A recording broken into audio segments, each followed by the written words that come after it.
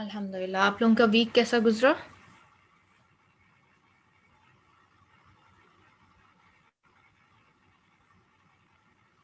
अल्हम्दुलिल्लाह।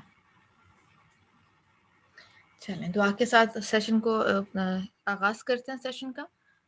नहमदु व नसल्ली अला रसूलिहिल करीम, अम्मा बाद, फ़अऊज़ु बिल्लाहि मिनश शैतानिर रजीम, बिस्मिल्लाहिर रहमानिर रहीम, रब्बि इश्रह ली सदरी व यस्सिर ली अमरी वहलुल उक़दतम मिन लिसानी यफ़क़हू क़ौली।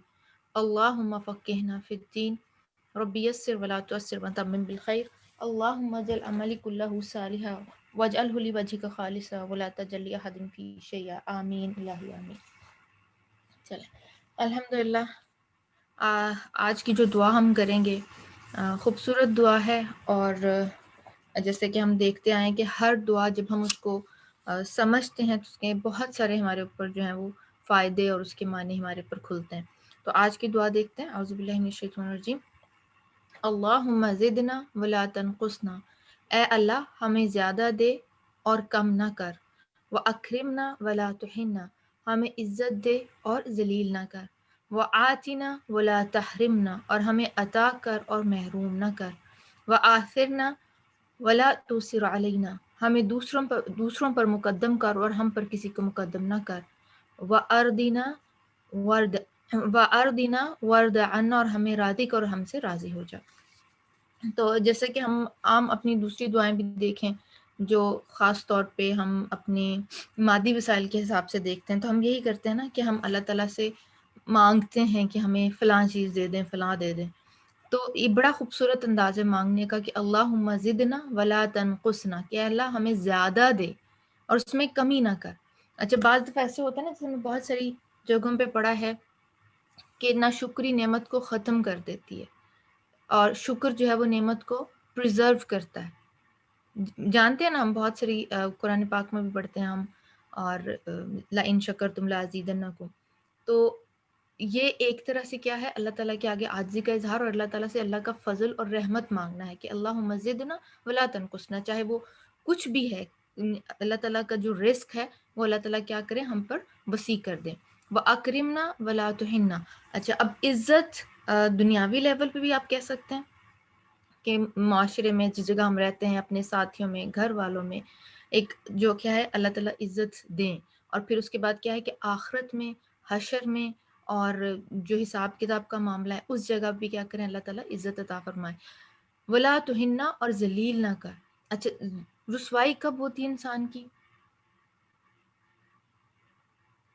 रुसवाई कमज़ोरी की वजह से हो सकती है, ख्वाहिशात को फ़ॉलो करने की वजह से हो सकती है, कम अक़ली की वजह से हो सकती है, गलत काम करने की वजह से हो सकती है, बहुत सारे उसके रीज़न्स हो सकते हैं। तो क्या है कि अल्लाह ताला उन तमाम ज़राए से हमें बचा के रखें कि जो ज़िल्लत का बाइस बन सकते हैं, जो इंसान को रुसवा करने का बाइस बन सकते हैं। डिसोबीडियंस हो सकती है, बिल्कुल। तो क्या है कि वो अक्रिमना, हमें इज़्ज़त दे। और करम कौन-सी इज़्ज़त होती है? कुरान पाक में यूज़ होता है ना ये लफ्ज़, तो ऑनरेबल, शर्फ़ के साथ बहुत ज़्यादा जो है इकराम करना। वो आतिना वला तहरिमना, और हमें अता कर और महरूम ना कर। वो आतिना, अच्छा ऊपर हमने मांगे ज़िदना, हमें ज़्यादा दे। वो आतिना, और हमें अता कर और महरूम ना कर, यानी कि हमारे ऊपर अपनी रहमतों के दरवाज़े अल्लाह ताला खुले रखें। व आसिरना वला तुसिर अलैना, और हमें दूसरों पर मुकद्दम कर और हम पर किसी को मुकद्दम ना करना। यानी बाज़ दफ़ा ऐसा होता है ना, कुछ लोग बातों में विन कर जाते हैं। कुछ लोगों का वैसे ही प्रेशर होता है जो दूसरों दूसरों को ओवरकम कर लेते हैं। देखे हैं कभी ऐसे लोग? अच्छा, किसी से इम्प्रेस हो जाता है इंसान, उसकी कोई चीज़ देख के या उसकी सलाहियतें देख के। तो इसमें क्या है कि अल्लाह ताला से ये दुआ करना कि जो कुछ हमारे पास है उससे हम कंटेंटमेंट की स्टेज में रहें, जो है उससे क़नाअत रहे हमें, जो भी अल्लाह ताला ने हमें अता किया है। और क़नाअत का होना क्या है? सैटिस्फैक्शन होती है, सुकून रहता है, इंसान कंपैरिज़न से बच जाता है। तो हमें दूसरों पर मुकद्दम कर, हम पर किसी को मुकद्दम ना करना। दूसरों पर मुकद्दम यानी कि उसमें ये चीज़ भी आ जाती है कि हमारे आसार ऐसे हो जाएँ, हम काम ऐसे कर लें कि दूसरे जो हैं वो हमारी फ़ॉलो करने वाले हों, हम किसी को फ़ॉलो ना करें। या हम जो हैं वो कोई हमारे ऊपर इस तरह से ग़लबा ना पा ले कि हम जो है उसके نیچے دب کے رہ جائیں. وَأَرْضِنَا وَارْضًا، اور بڑی خوبصورت بات ہے کہ ہمیں راضی کر. راضی ان دا سینس کہ اللہ تعالیٰ نے ہمیں جو کچھ دے رکھا ہے ہم اللہ کے شکر گزار بندے بنے، اللہ کی نعمتوں کو دیکھنے والے بنے، ان کا بہترین استعمال کرنے والے بنے، اور جس طرح اللہ تعالیٰ نے چاہے ہمیں ان کا اس طرح استعمال کرنا آ جائے. تو یہ ہے اللہ تعالیٰ سے راضی رہنا. اور ہم سے راضی ہو جا. اور اللہ کی رضا ہم سب کے لیے بہت ضروری ہے، کیونکہ اللہ تعالیٰ کی رضا کے بغیر تو ہم کچھ بھی نہیں کر سکتے، چاہے وہ عزت ہے، شرف ہے، نعمتوں کا ملنا ہے. وہ کہتے ہیں نا رب راضی تو سب راضی، کہ اللہ تعالیٰ اگر، کیونکہ بندوں کو ہم خوش نہیں کر سکتے. اللہ تعالیٰ نے ہمیں بہت کم چیزیں بتائی ہیں جن کے ذریعے ہم اللہ تعالیٰ کو جو ہے راضی کر سکتے ہیں. تو یہ دعا کرنی کہ پھر اچھا اس میں یہ دعا کرنے کا فائدہ کیا ہے کہ واردنا وردنا، پھر اللہ تعالیٰ ایسے راستے جو ہیں وہ کھول دیتے ہیں.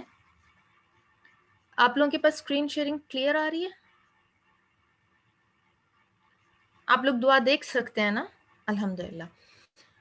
اللہ تعالیٰ ایسے راستے، اعوذ باللہ من الشیطان الرجیم، ایسے راستے کھول دیتے ہیں کہ انسان کو اپنے پاس جو میسر ہے وہ نعمتیں نظر آنے لگ جاتی ہیں. اور پھر اس سے کیا ہوتا ہے، انسان کے اندر شکر گزاری کا جذبہ پیدا ہوتا ہے، انسان کے اندر عاجزی کا جذبہ پیدا ہوتا ہے، اللہ تعالیٰ کے آگے جھکنے کا جذبہ پیدا ہوتا ہے. اور اس سے پھر کیا ہوتا ہے کہ اللہ کی اطاعت کا راستہ آسان ہونے لگ جاتا ہے. اور پھر یہ کرنا کہ اللہ ہم سے راضی ہو جائے کہ ہم جو بھی کام کر رہے ہیں، چھوٹا ہے بڑا ہے، جتنی بھی کیپیسٹی میں کر رہے ہیں، تھوڑا وقت لگا رہے ہیں، زیادہ لگا رہے ہیں، تھوڑا خرچ کر رہے ہیں، جیسا بھی کریں، اس سے کیا ہے کہ اللہ تعالیٰ اس کو قبول کریں اور اس سے خوش ہو جائیں. اچھا، اللہ تعالیٰ جب بندے سے راضی ہوتے ہیں تو اس کا کیا فائدہ ہوتا ہے؟ جب اللہ تعالیٰ بندے سے راضی ہو جاتے ہیں تو اس کا کیا فائدہ ہوتا ہے؟ آپ لوگ میرے ساتھ ہیں؟ نیکی کی مزید توفیق ملتی ہے، نیکی کا رستہ آسان ہونے لگ جاتا ہے، مواقع نظر آنے لگتے ہیں. اور یہ راستہ پھر کس طرف لے کے جاتا ہے انسان کو؟ اللہ کی رضا کا راستہ جنت کا راستہ بن جاتا ہے، اچھے انجام کی طرف لے کے جاتا ہے. تو امید ہے کہ آپ سب کو یہ دعا سمجھ میں آگے ہوگی، کلیئر ہے؟ چلیں ایک دفعہ اس دعا کو مانگ لیتے ہیں. اعوذ باللہ من الشیطان الرجیم. اللہم زدنا ولا تنقصنا واکرمنا ولا تہنا وآتنا ولا تحرمنا وآثرنا ولا تؤثر علینا وأرضنا وارض عنا، آمین الہی آمین. اچھا اس میں یہ بھی ہے وآتنا وتحرمنا، بعض دفعہ انسان کو وہ نعمت میسر ہوتی ہے لیکن آپ اس سے فائدہ نہیں اٹھا سکتے، تو وہ محرومی ہو جاتی ہے نا. تو یہ بھی کتنا ضروری ہے کہ اللہ تعالیٰ نے جو نعمتیں ہمیں دی ہیں ہم ان کے استعمال کرنے والے بھی ہوں. تو شعور کے ساتھ اس دعا کو جو ہے وہ مانگے انشاءاللہ. تو جب تک استاذہ کا سیشن سٹارٹ ہوتا ہے آپ لوگ اپنے نوٹس ہینڈی کر لیں، جہاں پہ ہم نے لینا ہے پچھلے ویک کا لیسن ایک نظر دیکھ لیں کہ ہم نے لاسٹ ویک کہاں پہ چھوڑا تھا. کہاں چھوڑا تھا ویسے ہم نے لاسٹ ویک؟ کون سی آیت پہ چھوڑا تھا؟ کچھ یاد ہے آپ کو؟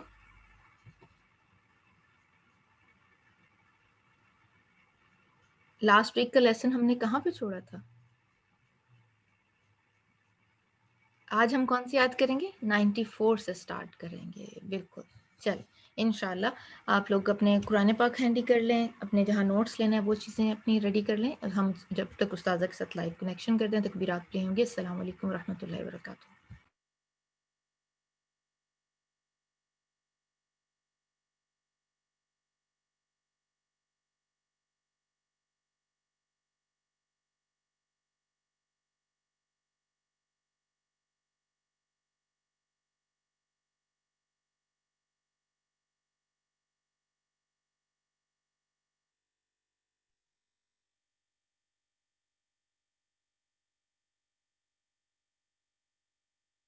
لا إله إلا الله العظيم الحليم. لا إله إلا الله رب العرش العظيم. لا إله إلا الله رب السماوات ورب الأرض ورب العرش الكريم. لا إله إلا الله العظيم الحليم. لا إله إلا الله رب العرش العظيم. لا إله إلا الله ورب السماوات ورب الأرض ورب العرش الكريم. لا إله إلا الله العظيم الحليم. لا إله إلا الله رب العرش العظيم. لا إله إلا الله رب السماوات ورب الأرض ورب العرش الكريم. سبحان الله العظيم وبحمده. سبحان الله العظيم وبحمده. سبحان الله العظيم وبحمده. سبحان الله وبحمده عدد خلقه ورضا نفسه وزنة عرشه ومداد كلماته. سبحان الله وبحمده عدد خلقه ورضا نفسه وزنة عرشه ومداد كلماته.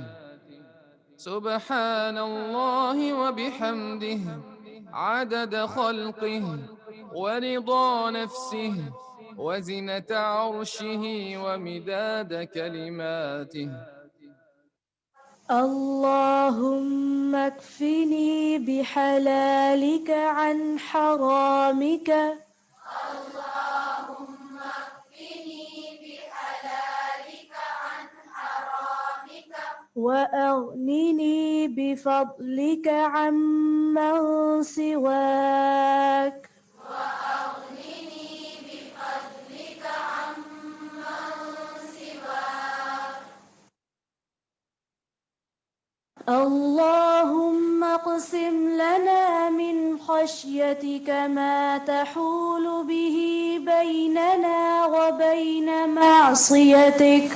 اللهم اقسم لنا من خشيتك ما تحول به بيننا وبين معصيتك. ومن طاعتك ما تبلغنا به جنتك. ومن طاعتك ما تبلغنا به جنتك. ومن اليقين ما تهون به علينا مصائب الدنيا.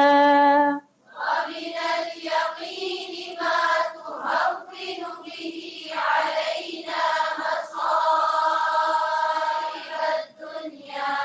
اللهم متعنا بأسماعنا اللهم متعنا بأسماعنا وأبصارنا وقواتنا ما أحييتنا وأبصارنا وقواتنا ما أحييتنا واجعله الوارث منا واجعله الوارث منا واجعل ثأرنا على من ظلمنا واجعل ثأرنا على من ظلمنا وانصرنا على من عادانا وانصرنا على من عادانا ولا تجعل مصيبتنا في ديننا ولا تجعل مصيبتنا في ديننا ولا تجعل الدنيا أكبر همنا ولا تجعل الدنيا أكبر همنا ولا مبلغ علمنا ولا مبلغ علمنا ولا تسلط علينا من لا يرحمنا ولا تسلط علينا من لا يرحمنا. اللهم إنا نسألك من خير ما سألك منه نبيك محمد صلى الله عليه وسلم ونعوذ بك من شر ما استعاذ منه نبيك محمد صلى الله عليه وسلم وأنت المستعان وعليك البلاء. یفقہوا قولی۔ پچھلے ہفتے ہم نے آیت نمبر 93 میں قتل کے بارے میں پڑھا تھا کہ جو شخص کسی مومن کو قتل کر دے تو اس کی سزا کیا ہے۔ اس سلسلے میں ایک اہم چیز جو خواتین سے متعلق ہے اور وہ ہے اپنی ہی اولاد کا قتل، تو اس کا کیا حکم ہے۔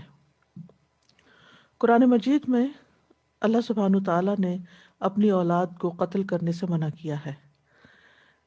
فرمایا وَلَا تَقْتُلُوا أَوْلَادَكُمْ خَشْيَةَ إِمْلَاقٍ، اور اپنی اولاد کو مفلسی کے ڈر سے قتل نہ کرو کہ کہاں سے کھلائیں گے ان کو۔ قتل اولاد کو حرام قرار دیا گیا۔ سورۃ الانعام میں آتا ہے قُلْ تَعَالَوْا أَتْلُ مَا حَرَّمَ رَبُّكُمْ عَلَيْكُمْ أَلَّا تُشْرِكُوا بِهِ شَيْئًا وَبِالْوَالِدَيْنِ إِحْسَانًا وَلَا تَقْتُلُوا أَوْلَادَكُمْ مِنْ إِمْلَاقٍ نَحْنُ نَرْزُقُكُمْ وَإِيَّاهُمْ، کہہ دیجئے آؤ میں پڑھوں جو تم پر تمہارے رب نے حرام کیا۔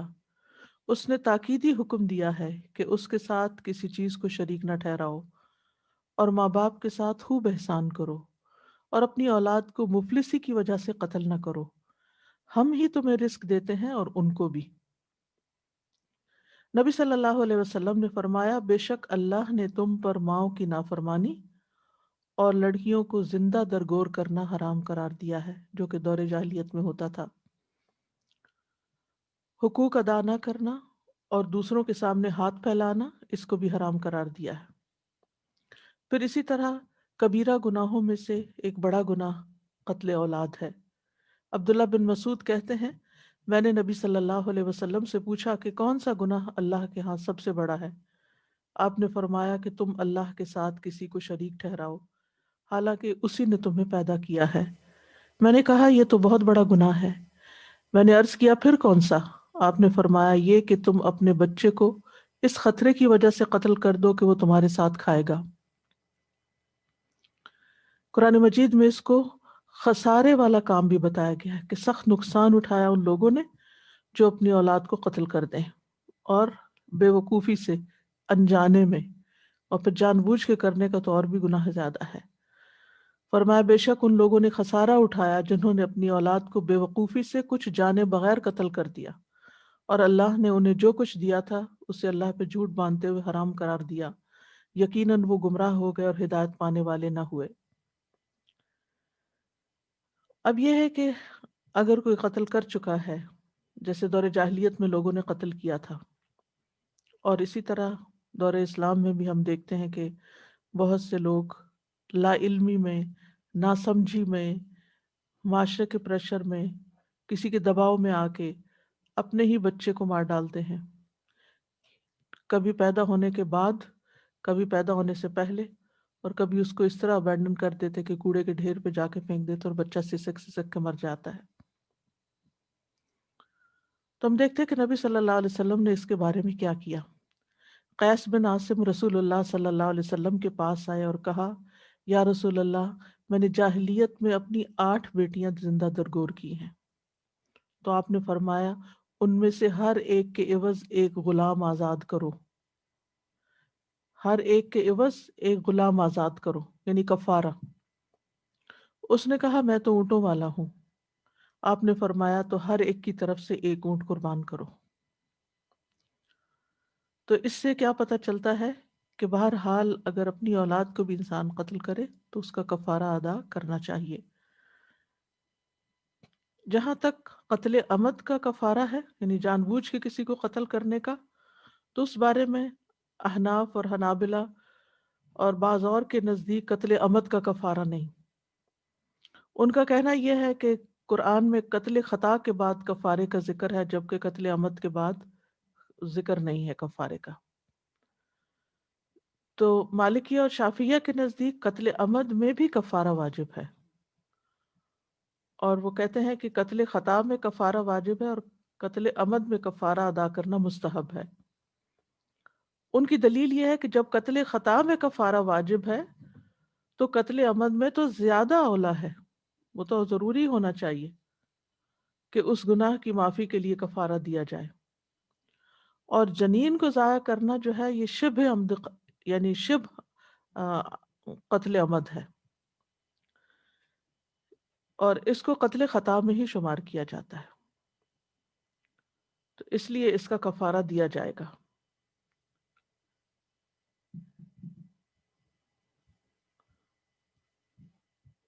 اب سوال یہ پیدا ہوتا ہے کہ 4 ماہ سے پہلے اگر اسقاط ہو تو پھر کیا کیا جائے، اور اگر 4 ماہ کے بعد ہو تو پھر کیا ہو۔ پہلے ہم بات کرتے ہیں 4 ماہ گزرنے کے بعد، جس کو 120 ڈیز کہتے ہیں۔ تو روح ڈالے جانے کے بعد، کیونکہ اس وقت روح ڈل جاتی ہے 4 مہینے کے بعد، جنین کو قتل کرنا حرام ہے۔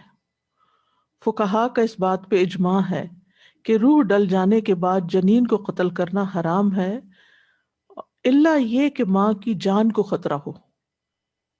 اگر ماں کی جان کو خطرہ ہے تو ماں ایک یعنی کہ زندہ انسان ہے، تو اس کو بچانا زیادہ ضروری ہے بنسبت اس کے کہ جو بچہ ابھی پیٹ میں ہی ہے اور باہر نہیں آیا۔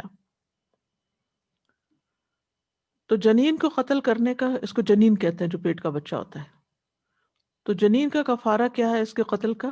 تو جس عورت نے یہ کام کیا ہے اسے چاہیے کہ وہ سب سے پہلے تو اللہ تعالیٰ سے توبہ کرے، اپنے اس عمل پر شرمندہ ہو، نادم ہو، اور آئندہ یہ کام کبھی نہ کرنے کا ارادہ کرے، اور اس کے ساتھ ساتھ کثرت سے نیک اعمال کرے، زیادہ سے زیادہ نیک عمل کرے تاکہ اللہ تعالیٰ اس پر مہربان ہو، اس پر رحم فرمائے۔ اور علماء یہ کہتے ہیں اس پر دیت اور کفارہ دونوں واجب ہیں۔ اللجنہ الدائمہ للافتاء کے علماء سے سوال کیا گیا کہ جو عورت جان بوجھ کر جنین ساقط کر دے، یعنی جب وہ 4 ماہ کو پہنچ گیا ہو تو پھر عورت کیا کرے، یعنی جس نے ایسا کیا ہو اس کا کیا کفارہ ہے؟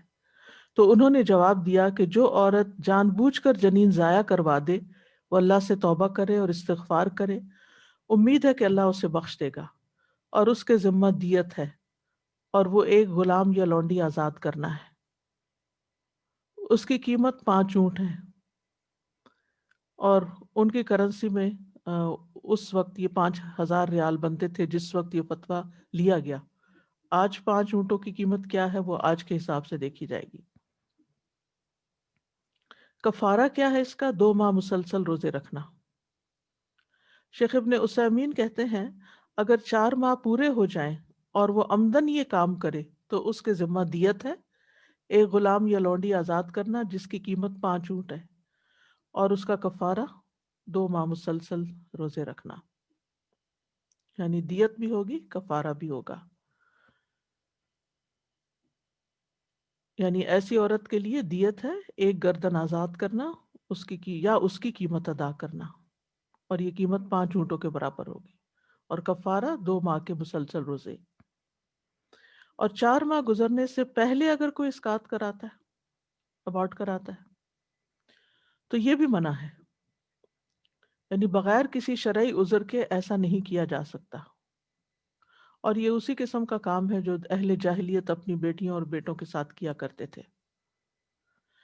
البتہ ایسی صورت میں دیت اور کفارہ لازم ہے یا نہیں، اس میں اختلاف ہے، اس میں 2 رائے ہیں۔ ایک یہ کہ کوئی کفارہ نہیں۔ ابن عثیمین رحمہ اللہ سے پوچھا گیا جو عورت دوائی پی کر جان بوجھ کے حمل گرا دے اس وقت جب کہ جنین کو 3 ماہ گزرے ہیں، یعنی 4 نہیں ہوئے، ابھی 3 گزرے، 90 ڈیز ہوئے، تو اس کا کیا کفارہ ہے؟ تو انہوں نے جواب دیا اس پر کوئی دیت اور کفارہ نہیں، کیونکہ ابھی اس میں روح نہیں آئی۔ دوسری رائے جو اکثر فقہا کی ہے وہ یہ ہے کہ جنین گرانے کی صورت میں ایک چھوٹا غلام یا لونڈی آزاد کرنا واجب ہے، جیسا کہ صحیحین میں آیا ہے۔ ابو ہریرہ کہتے ہیں کہ بنو حذیل کی 2 عورتیں آپس میں لڑیں، ایک نے دوسری عورت پر پتھر پھینکا جس سے وہ عورت اپنے پیٹ کے بچے سمیت مر گئی، عورت بھی مر گئی، بچہ بھی مر گیا۔ پھر مقتولہ کے رشتہ دار، یعنی جو عورت قتل ہوئی تھی، اس کے رشتہ دار رسول اللہ صلی اللہ علیہ وسلم کی خدمت میں مقدمہ لے گئے۔ آپ نے فیصلہ کیا کہ پیٹ کے بچے کا خون بہا ایک غلام یا لونڈی دینی ہوگی، اور عورت کے خون بہا کو قاتل عورت کے عاقلہ، عاقلہ کہتے ہیں عورت کے باپ کی طرف کے رشتہ دار جو ہیں، میکے اس کے، ان کے ذمہ واجب قرار دیا، یعنی وہ اس رقم کو جمع کریں، یعنی اس کا انتظام کریں۔ اور اگر غلام آزاد کرنے کی قیمت میسر نہ ہو تو اس کا کفارہ ماں کی دیت کا 10واں حصہ ہے، کیونکہ ابھی اس میں روح نہیں آئی نا۔ لیکن اس بارے میں اختلاف ہے کہ یہ اسقاط 4 ماہ سے پہلے ہو تو کیا گردن آزاد کرنا لازم ہے کہ نہیں۔ وہ کہتے ہیں ہمارے نزدیک راجح یہ ہے کہ جب حمل نطفے سے اگلے مرحلے پر ہو، یعنی 40 دن گزرنے کے بعد وہ دوسرے 40 دن میں داخل ہو گیا تو گردن آزاد کرنا لازم ہو گیا، خواہ وہ علقہ ہو، مضغہ ہو یا کچھ اور، کیونکہ جن لوگوں نے دیت کی کے لیے تخلیق کی شرط رکھی ہے کہ دیت اس وقت ہوتی ہے جب وہ بچہ بڑھنا شروع ہو جائے، تو 40 دن کے بعد جنین میں تخلیق شروع ہو جاتی ہے، یعنی اس کے اعضاء بننے لگتے ہیں، جیسا کہ مسلم کی حدیث میں آتا ہے جب نطفہ 42 دن کا ہوتا، 42 ڈیز کا، تو اللہ تعالیٰ اس کی طرف ایک فرشتہ بھیجتے ہیں تو وہ اس کی صورت بناتا ہے، یعنی 40 دن کے بعد صورت بننے لگتی ہے، اس کے کان، آنکھیں، کھال، گوشت، ہڈیاں، گویا انسان کی تخلیق کی ابتدا ہو جاتی ہے۔ اور آج کل اس بات کی کنفرمیشن بھی ہے۔ اس بنا پہ جو عورت اس مرحلے میں 40 ڈیز کے بعد جنین ساقط کروائے، اس کے ذمہ میں بھی ایک غلام آزاد کرنا ہے یا پھر اس کی قیمت ادا کرنا ہوگا۔ تو یہ ہے قصہ بغیر کسی شرعی عذر کے اسقاط کرنے کا یا کرانے کا۔ اب اس میں آپ دیکھیں بعض اوقات دائیاں، ڈاکٹرز، نرسز، پیرنٹس، بعض اوقات ہسبینڈ، بعض اوقات ساس، بعض اوقات جتنے لوگ اس قتل میں شریک ہوں ان سب کے اوپر ہی آتا ہے، کیونکہ وہ سب ذمہ دار بنتے ہیں۔ بعض اوقات عورت خود نہیں کرانا چاہتی، لیکن اس کے اوپر پریشر اتنا ڈالا جاتا ہے دوسروں کی طرف سے کہ وہ مجبور ہو جاتی ہے، تو ایسی صورت میں پھر وہی ذمہ دار ہوں گے جنہوں نے وہ قتل کروایا۔ نہیں، سب مل کے نہیں، اپنی اپنی ہر ایک کی، کیونکہ ہر ایک الگ قاتل ہے جی۔ یعنی اگر ایک بندے کے قتل میں 5 لوگ شریک ہوں تو 5 لوگوں پہ اپنا اپنا دیت کفارہ ہے، یعنی وہ نہیں کہ وہ ساروں کو مل کے ایک بنے گا۔ تو اللہ تعالیٰ اس سے محفوظ رکھے، کیونکہ اس کی وبا بہت عام ہوتی جا رہی ہے اور اس کو کوئی برا کام سمجھا نہیں جاتا، اور بعض اوقات تو نہ اس پہ ندامت ہے، نہ شرمندگی ہے، نہ توبہ ہے، نہ ہی کوئی اس پہ کسی قسم کا کفارہ اور صدقہ، کچھ بھی نہیں۔ تو جب لوگوں کو دین کا پتہ چلتا ہے تو بھی وہ بھٹکتے رہتے ہیں کہ اب کرنا کیا ہم نے۔ تو اس لیے بہت ضروری ہے کہ اس چیز کو لوگوں تک پہنچایا جائے، عام کیا جائے۔ آج ہم انشاءاللہ آیت نمبر 94 سے شروع کریں گے جی۔ يا أيها الذين آمنوا إذا ضربتم في سبيل الله فتبينوا ولا تقولوا لمن ألقى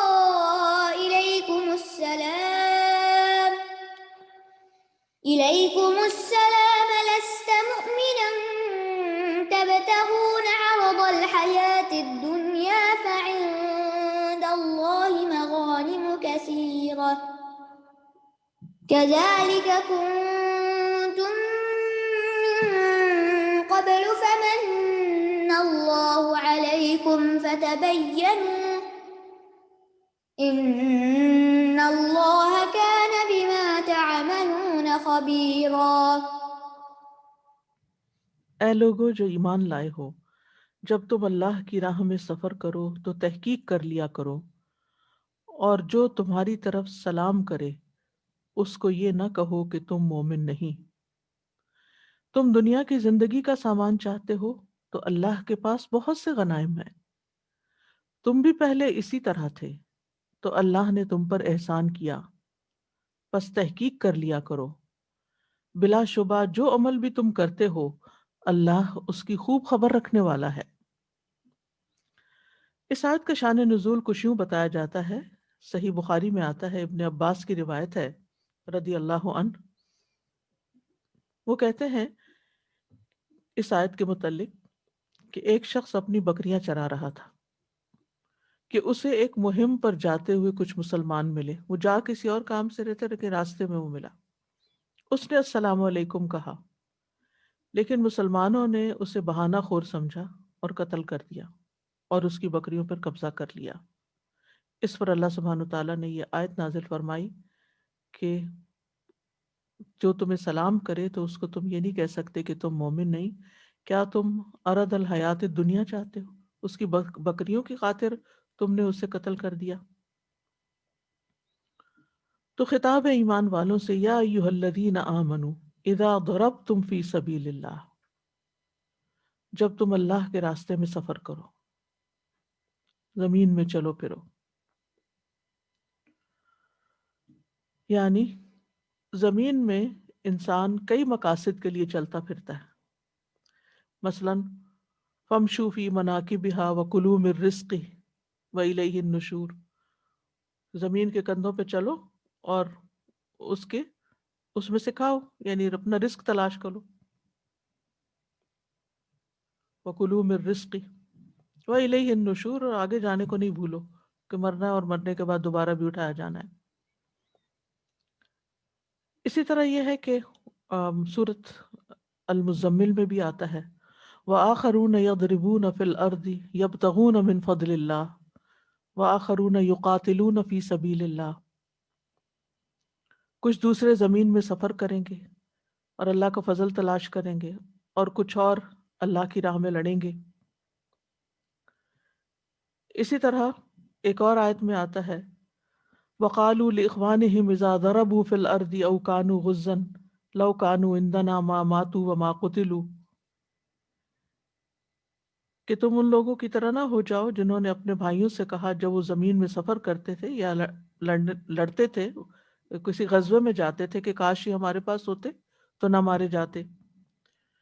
تو یہاں پر کیا ہے، اذا ضربتم فی سبیل اللہ، جب تم اللہ کے راستے میں سفر کرو، یعنی جہاد کے لیے نکلو، اللہ کے راستے میں جنگ کرنے کے لیے نکلو۔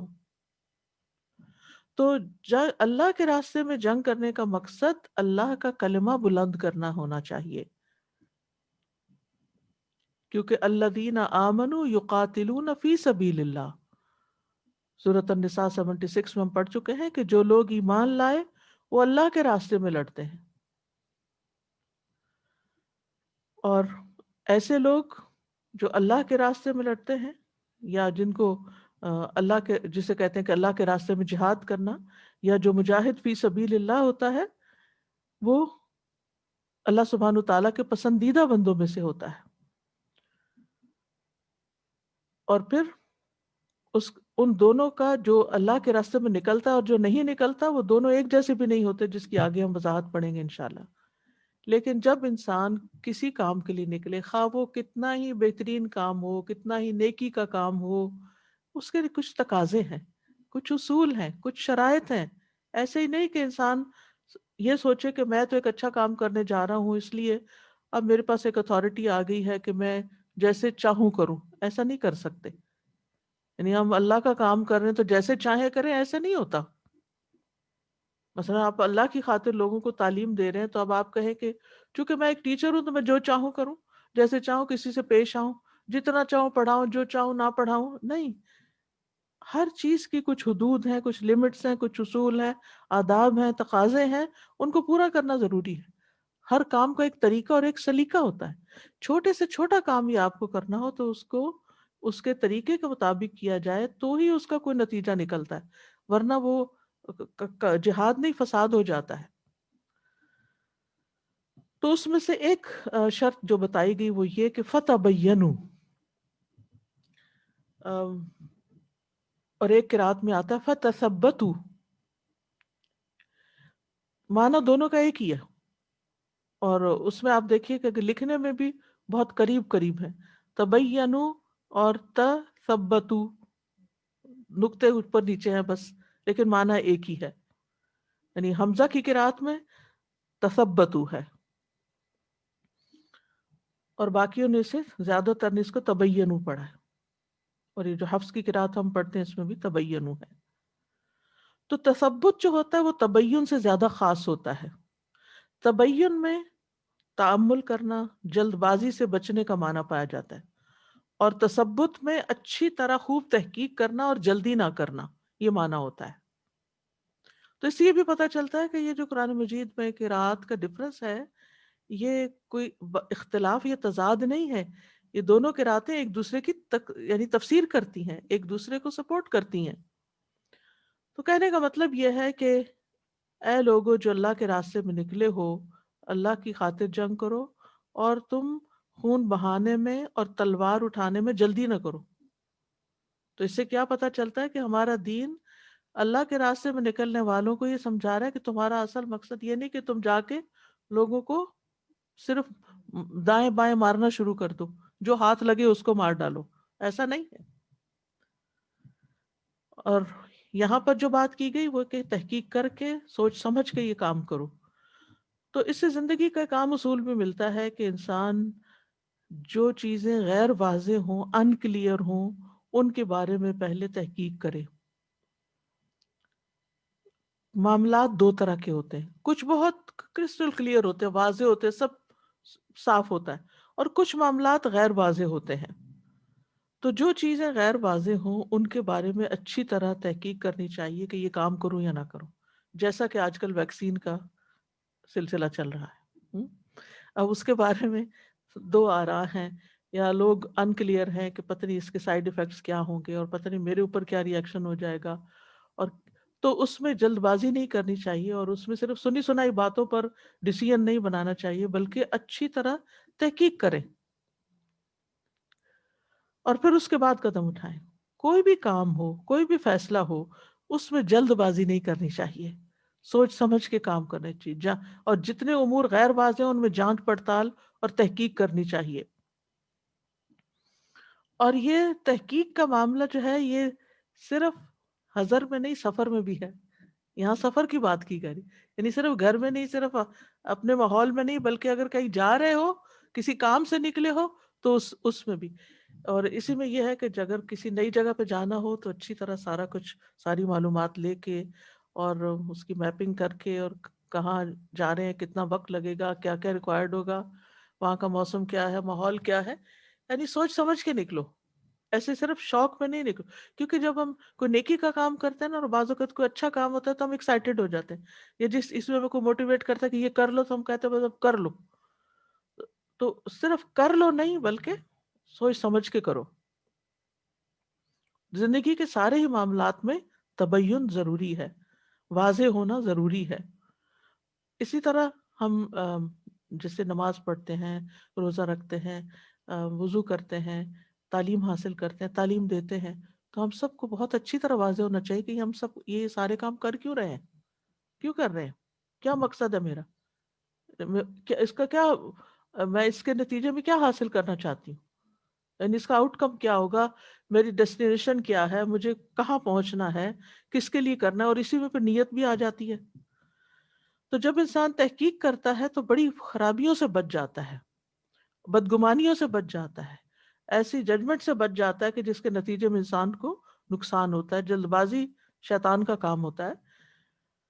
تو یہاں پر مسلمانوں نے چونکہ بغیر تحقیق کے اس شخص کو قتل کر دیا جس نے ان کو سلام کیا تھا، اور ان کا خیال یہ تھا کہ یہ شخص قتل سے بچنے کے لیے ایسا کر رہا ہے، حالانکہ یہ ایسا نہیں تھا۔ پیچھے قتل خطا کی بات ہوئی تھی نا، تو یہ اس کی ایک عملی مثال سامنے آ گئی۔ ابن عباس کہتے ہیں، اسی طرح ایک اور واقعہ ہمیں ملتا ہے جس کا ذکر سورۃ الحجرات میں ملتا ہے۔ تو ابن عباس کہتے ہیں کہ نبی صلی اللہ علیہ وسلم نے ولید بن عقبہ کو بنو مستلق کی طرف صدقات کی وصولی کے لیے بھیجا، لیکن انہوں نے دیکھا کہ لوگ وہ استقبال کے لیے آئے تو انہوں نے سمجھے مارنے کے لیے آئے، اور بغیر تحقیق کیے واپس آ کے نبی صلی اللہ علیہ وسلم کو بتایا کہ وہ تو یہ کر رہے ہیں میرے ساتھ، یہ کرنے لگے تھے تو میں آ گیا ہوں۔ تو آپ کو بہت غصہ آیا ان پر، اور آپ ان کے خلاف جنگ کرنے کا سوچ ہی رہے تھے کہ ان کا وفد خود آ گیا، کہ آپ کا قاصد جو آدھے رستے سے واپس چلا گیا۔ ہمیں ڈر لگا کہ کہیں آپ ہم سے ناراض تو نہیں ہیں، تو اور ہو سکتا ہے اس وجہ سے آپ نے قاصد کو واپس بلا لیا ہو۔ رسول اللہ صلی اللہ علیہ وسلم نے ان کے ساتھ بات چیت کی، ان کو راضی کیا، حالانکہ آپ ان کے خلاف جنگ کا ارادہ کر چکے تھے۔ تو اس پر اللہ سبحانہ وتعالیٰ نے یہ آیت نازل کی، یا ایھا الذین آمنوا اذا جاءکم فاسق بنبأ فتبینوا، وہاں بھی تبین کا لفظ آتا ہے، ان تصیبوا قوما بجہالۃ فتصبحوا علی ما فعلتم نادمین، ایسا نہ ہو کہ تم اپنے کیے پہ نادم ہو جاؤ۔ ولا تقولوا لمن القى الیکم السلام لست مؤمنا، اور تم مت کہو اس کو جو تم پہ سلام کرے کہ تم مومن نہیں ہو۔ یہاں اس کی بھی ایک قرات سلمہ ہے، جیسے صلح کہتے ہیں نا، یعنی نافع، ابو عامر اور حمزہ نے السلام پڑھا ہے، سوری السلام کو السلم پڑھا ہے، اور باقیوں نے اس کو سلام پڑھا ہے۔ ولا تقولوا لمن القى الیکم السلام کا مطلب پھر کیا ہوگا؟ نہیں جو اسلام قبول کر لے، مطیع ہو جائے، ٹھیک ہے، اور سلام کا مطلب ہے کہ جو تم پر سلام پیش کرے، جو تم کو السلام علیکم کہے۔ تو اس سے یہ پتہ چلتا ہے کہ لوگوں کی ظاہریت پر فیصلہ کرنا چاہیے، یعنی جو سلام کر رہا ہے آپ اس کے سلام کو اسی طرح ایکسیپٹ کر لیں۔ آپ یہ نہ سوچنے لگ جائیں اس کا کوئی مطلب ہے، یہ کسی لالچ میں سلام کر رہا ہے، یا کسی اور وجہ سے، یہ پتہ نہیں کیوں مجھے سلام کرتا ہے، یہ باتیں نہیں سوچیں۔ یعنی اگر کوئی سلام کرتا ہے تو اس کی قدر کریں، آپ اس کو اچھے سے وعلیکم السلام کہہ دیں، اور باقی شیطانی وسوسوں کو جگہ نہ دیں۔ اور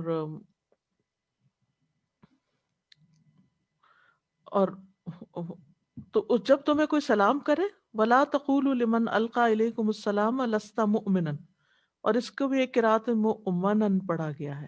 مؤمن کا مطلب ہوتا ہے تم امن میں نہیں ہو، یعنی مؤمن جو ایمان لانے والا، اور مؤمن جس کو امن دیا جائے، یعنی تم ہماری طرف سے امان میں نہیں ہو۔ یاد رکھیے کہ ایک اور موقع پر بھی رسول اللہ صلی اللہ علیہ وسلم نے لا الہ الا اللہ پڑھنے والے کو قتل کرنے پر شدید ناراضگی کا اظہار کیا تھا۔ اسامہ بن زید کہتے ہیں کہ ہمیں رسول اللہ صلی اللہ علیہ وسلم نے ایک سریہ میں بھیجا، تو ہم صبح صبح جوہینہ کے علاقے میں پہنچ گئے۔ میں نے وہاں ایک آدمی کو پایا، اس نے کہا لا الہ الا اللہ، میں نے اسے پھر بھی قتل کر دیا۔ پھر میرے دل میں اس حوالے سے کچھ شک پیدا ہوا کہ میں نے مسلمان کو قتل کیا یا کافر کو، تو میں نے اس کے متعلق نبی صلی اللہ علیہ وسلم سے ذکر کیا، تو آپ نے فرمایا اس نے لا الہ الا اللہ کہا اور پھر بھی تم نے اسے قتل کر دیا۔ میں نے عرض کیا اللہ کے رسول، اس نے تو کلمے کے ڈر سے تلوار کے ڈر سے کلمہ پڑھا تھا۔ آپ نے فرمایا کیا تو نے اس کا دل چیر کر دیکھا تھا کہ اس نے دل سے کہا تھا یا نہیں کہا تھا؟ آپ بار بار یہ کلمات دہراتے رہے، یہاں تک کہ مجھے تمنا ہونے لگی کہ کاش میں آج سے پہلے مسلمان ہی نہ ہوتا، یعنی آج مسلمان ہوتا تو میرے یہ گناہ بھی معاف ہو جاتا۔ اور پھر اللہ سبحانہ وتعالیٰ تو انسانوں کی نیتیں اور دل میں آنے والے خیال تک کو جانتا ہے نا، کہ بعض اوقات انسان کہتا ہے کہ چلو اس کو مارتے ہیں، ایک تو مارنے کا ثواب ہو جائے گا، اور دوسرا یہ جو ڈیروں بکریاں لے کے جا رہا ہے یہ بھی لے لیتے ہیں، یہ بھی مل جائیں گی، غنیمت بھی مل جائے گی۔ اور غنیمت کا لفظ بھی غنم سے، غنم بکریوں کو کہتے ہیں۔ اس زمانے میں جو زیادہ تر مال لوگوں کے پاس ہوتا تھا وہ بکریوں وغیرہ کی شکل میں ہوتا تھا۔ تبتغون عرض الحیات الدنیا، تم دنیا کی زندگی کا سامان چاہتے ہو، یعنی ابتغاء کہتے ہیں شدید طلب اور بے پناہ رغبت کو، شدید طلب، بہت خواہش، یعنی تو اور ایک حقیقت ہے کہ انسان کے اندر ڈیپ ڈاؤن مال کی محبت کسی نہ کسی شکل میں موجود ہوتی ہے۔ تو ارد الحیات دنیا، اس سے مراد دنیا کا تمام سامان اور دنیا کا تمام تر مال ہے۔ اور دنیا کے سامان کو متاع بھی کہا گیا ہے، عرض بھی کہا گیا ہے، کیونکہ عرضہ کا مطلب ہے یعنی عارضی ہے، جتنا بھی ہو انسان کے پاس عارضی ہے۔ فَإِنَّ اللَّهِ مَغَانِمُ كَثِيرَةٌ، تو اللہ کے پاس بہت سی غنیمتیں ہیں۔ تو اس سے یہ پتہ چلتا ہے کہ دنیا کا ساز و سامان بھی اللہ سے ہی مانگنا چاہیے، یعنی جب کسی چیز کی طلب ہو، ضرورت ہو، خواہش پیدا ہو جائے، مثلا آپ کو خواہش ہے کہ آپ کو گھر ملے ایک، اللہ سے مانگے، اللہ کے خزانے وسیع ہیں، وہ دے گا۔ آپ کو خواہش ہے اولاد کی، آپ کو خواہش ہے کسی بھی چیز کی، تو سب اللہ کے پاس ہے، الا الی اللہ تصیر الامور۔ ساری چیزیں پیش بھی اس کے سامنے ہوتی ہیں. وہی لہو ملک السماوات والارض، للہ ملک السماوات والارض. کتنی دفعہ اللہ سبحانہ وتعالیٰ اپنی ملکیت کا ذکر قرآن مجید میں کرتے ہیں کہ ہر چیز کا ہر چیز اس کے کنٹرول میں، ہر چیز کا مالک وہ ہے. تو دنیا میں بھی کوئی چیز چاہیے تو اللہ ہی سے مانگے. لیکن یہاں پر پھر مزید صفائی کی گئی کہ اللہ کے راستے میں نکلے ہو نا تو نیت میں ذرا سا بھی ابتغاء ارد دنیا نہیں ہونی چاہیے، یعنی دنیا کی زندگی، دنیا کے سامان کی طلب نہیں ہونی چاہیے. اور طلب ہے تو وہ الگ سے اللہ سے مانگے، کیونکہ اللہ کے خزانوں کی تو کوئی حد ہی نہیں، وہ ختم ہوتے ہی نہیں. لیکن دنیا کا سامان کسی سے ظلم کے ساتھ حاصل نہیں کرنا چاہیے. اور اللہ نے ویسے بھی اہل ایمان سے بہت سی غنیمتوں کا وعدہ بھی کیا تھا. اگر آپ کو یاد ہو سورۃ الفتح، سورۃ الفتح میں وَأَصَابَهُمْ فَتْحًا قَرِيبًا وَمَغَانِمَ كَثِيرَةً يَأْخُذُونَهَا. اور یہ حقیقت ہے ابتداء میں مسلمانوں کو مشکلیں تھی، لیکن آہستہ آہستہ ان پہ دنیا بہت وسیع ہو گئی. نبی صلی اللہ علیہ وسلم کی پیشن گوئی بھی تھی. آپ نے فرمایا ان قریب تمہارے لیے علاقے مفتوح ہو جائیں گے اور اللہ تمہیں کافی ہوگا، پس تم میں سے کوئی شخص تیر اندازی سے کھیلنے سے عاجز نہ آ جائے. یعنی اپنے نشانہ، اپنی سکلز جو ہیں وہ نہ چھوڑ دے. کیونکہ ہوتا یہ ہے کہ جب انسان کے پاس انف منی آ جاتی ہے تو وہ کہتے ہیں جاب کیا کرنی، جاب چھوڑو، بزنس چھوڑو، کام چھوڑو، اب تو بیٹھ کے کھانے کے دن ہے. جب تک انسان کی زندگی ہو کچھ نہ کچھ کرتا رہے، اور خاص طور پر اگر وہ ہنر مند ہے، اسکلڈ ورکر ہے، تو اس کو اپنے ان سکلز کو دوسروں کو سکھاتے رہنا چاہیے، دوسروں کو بتاتے رہنا چاہیے، اور ان کو چھوڑنا نہیں چاہیے. تو آپ نے فرمایا کہ تم یعنی نشانہ بازی سے، یعنی تیر اندازی سے اور نشانے لگانے سے باز نہ آنا، مطلب یہ ہے. اور پھر یہ ہے کہ یہ جو اللہ تعالیٰ نے فرمایا نا تم بہت ساری غنیمتیں حاصل کرو گے، تو اللہ تعالیٰ کا وعدہ پورا ہوا. غزوہ حنین میں نبی صلی اللہ علیہ وسلم کو اتنی غنیمتیں ملی کہ آپ ایک ایک شخص کو 100 اونٹ دیتے جا رہے تھے، ایک ایک شخص کو. اور صحابہ کرام کے دور میں بھی ایسے نہیں ہوا، صحابہ کرام کے دور میں بھی ایسے ہی ہوا کہ فارس اور روم کی فتح میں بہت سی غنیمتیں حاصل ہوئیں. حضرت عمر رضی اللہ عنہ کے پاس بہت سا سونا لایا گیا. اور پھر آپ دیکھیے کہ کبھی انسان کوئی نیکی کا کام کر رہا ہو نا اور اس کے دل میں کوئی لالچ آ جائے نا کہ مجھے یہاں سے یہ مل جائے، یا فوراً اپنے آپ کو، اپنے ذہن کو اس سے ہٹانا چاہیے کہ میں اللہ کے دین کا کام اس لیے نہیں کر رہا ہوں، میں کسی کو قرآن اس لیے نہیں پڑھا رہا کہ کوئی مجھے یہ فائدہ پہنچائے. یعنی لوگوں سے توقعات اور لوگوں سے خواہش اور لالچ اور یہ نہیں ہونی چاہیے.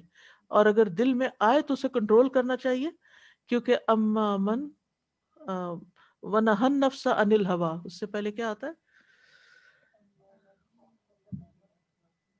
اما من خاف مقام ربہ ونہى النفس عن الهوى.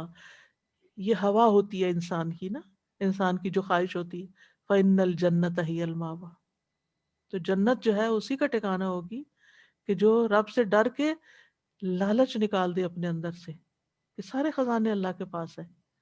اور اسی وجہ سے کوئی بھی نیکی کا کام ہم کریں، کوئی بھی نیکی کا کام، یعنی کسی بھی قسم کی نیکی، تو اس کے اندر لالچ نہیں ہونا چاہیے کہ میں یہ نیکی کر رہا ہوں نا تو اب میں یہ ڈیزرو کرتا ہوں کہ میرے ساتھ یہ بھی سلوک کیا جائے اور میری عزت کی جائے اور مجھ کو سلام کیا جائے اور مجھ سے محبت کی جائے اور مجھے نذرانے دیے جائیں اور میری قدر کی جائے، اور اگر اس میں سے کچھ کمی ہو گئی تو میں تو سلام کر رہی ہوں، کوئی میری قدر ہی نہیں پہچانتا.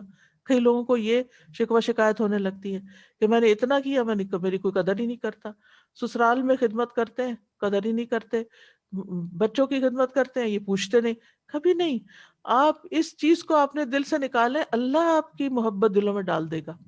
جو کام آپ اللہ کے لیے کریں گے وہ پھر اللہ کی طرف سے آپ کے لیے آسانیاں آئیں گی، وہ ریٹرن وہاں سے آئے گا، اور جو اس سے بہتر ہوگا جو آپ لوگوں کے سے لالچ رکھ کے یا لوگوں کے پیچھے پڑھ کے آپ کریں گے. تو تبتغون عرض الحیات الدنیا فعند اللہ مغانم کثیرہ. پھر فرمایا کذالک کنتم من قبل فمن اللہ علیکم، پہلے تم بھی اسی طرح تو تھے تو اللہ نے تم پہ احسان کر دیا. تم بھی تو مسلمان نہیں تھے، اللہ نے تمہیں اسلام کی دولت دی. یعنی پہلے تم کافر تھے، اللہ نے تمہیں مسلمان کر دیا، یا یہ کہ پہلے تم بھی کمزور تھے تو اللہ نے تمہیں عزت عطا کی. اور قرآن مجید میں آتا ہے نا کہ کنتم علی شفا حفرۃ من النار فانقذکم منها واذکروا نعمت اللہ علیکم اذ کنتم اعداء فألف بین قلوبکم فاصبحتم بنعمتہ اخوانا وکنتم علی شفا حفرۃ من النار فانقذکم منها کذالک یبین اللہ لکم آیاتہ لعلکم تہتدون. تو اسلام نے تمہیں کیا کیا دولت نہیں دی. سورۃ الانفال میں آتا ہے وَاذْكُرُوا اذ انتم قلیل مستضعفون فی الارض تخافون ان یتخطفکم الناس فآواکم وأیدکم بنصرہ. سورۃ انفال میں آتا ہے یاد کرو جب تم بہت تھوڑے تھے، زمین میں بہت کمزور تھے، ڈرتے تھے کہ لوگ تمہیں اچک لیں گے، اور اس نے تمہیں جگہ دی اور اپنی مدد کے ساتھ تمہیں قوت بخشی. اسی طرح لوگ اس وقت اپنے ایمان کو چھپاتے تھے کیونکہ ایمان کا اظہار کرنا ایک بہت بڑے خطرے کی بات تھی. تو یہاں کہنے کا مطلب کیا ہے کہ لوگوں، تم جس انسان کو قتل کرنے جا رہے تھے یا کر دیا تم نے، تم بھی اس کی طرح تھے. وہ ان کے اندر رہ کے اپنا ایمان ہو سکتا چھپائے ہوئے ہو، اور اس نے جب مسلمانوں کو دیکھا خوش ہو گیا کہ یہ میرے بھائی آ گئے، میں ان کو سلام کروں، اور تم نے اس کو مار ڈالا. تو یہ بہت بڑی زیادتی کی بات ہے. سعید بن جبیر کہتے ہیں اس سے پہلے تم بھی اپنے ایمان کو اسی طرح چھپا کر رکھتے تھے جس طرح بکریوں کے اس چرواہے نے اپنے ایمان کو اپنی قوم سے چھپایا ہوا تھا.